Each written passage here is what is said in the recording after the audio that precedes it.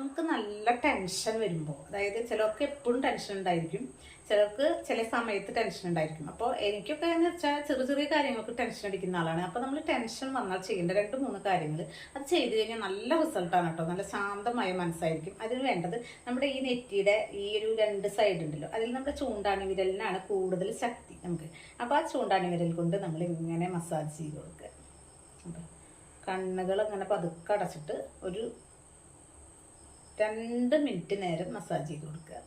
അത് കഴിഞ്ഞ് കഴിഞ്ഞാൽ പിന്നെ നിർത്തരുത്. പിന്നെ ഇത് ഇവിടെ ചെവിയുടെ ഈ ഭാഗമല്ലേ, ഈ ഭാഗം 2 ഭാഗം അവിടെ എല്ല് വന്ന് ഇങ്ങനെ കൂട്ടിമുട്ടുന്ന ഭാഗമാണ്. അവിടെ ഇതുപോലെ ഇങ്ങനെ മസാജ് ചെയ്യുന്നത്. അവിടെ ശരിക്കും മസാജ് ചെയ്യുമ്പോൾ നമ്മുടെ കണ്ണിങ്ങനെ അടഞ്ഞു പോകും. അത്രയും സുഖമാണ് അവിടെ മസാജ് ചെയ്യുമ്പോൾ. സ്മൂത്തായിട്ട് മസാജ് ചെയ്ത് കൊടുക്കുക.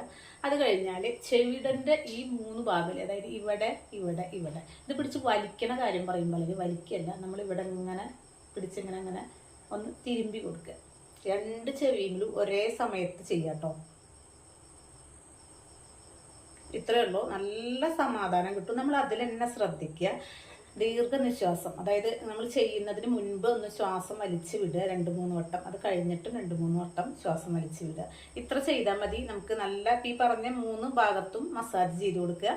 ദീർഘശ്വാസം വലിച്ചു വിടുക 2 പ്രാവശ്യം, അതായത് തുടങ്ങുന്നതിന് മുൻപും അവസാനിച്ചതിന് ശേഷം ശാന്തമായിട്ട് കുറച്ച് നേരം ഇരിക്കുക. അപ്പോൾ നമുക്ക് എന്തായാലും ഏത് ടെൻഷനുള്ള ഒരു സമയം നമുക്ക് കടന്നു പോകുന്നുണ്ട്. ഓക്കെ.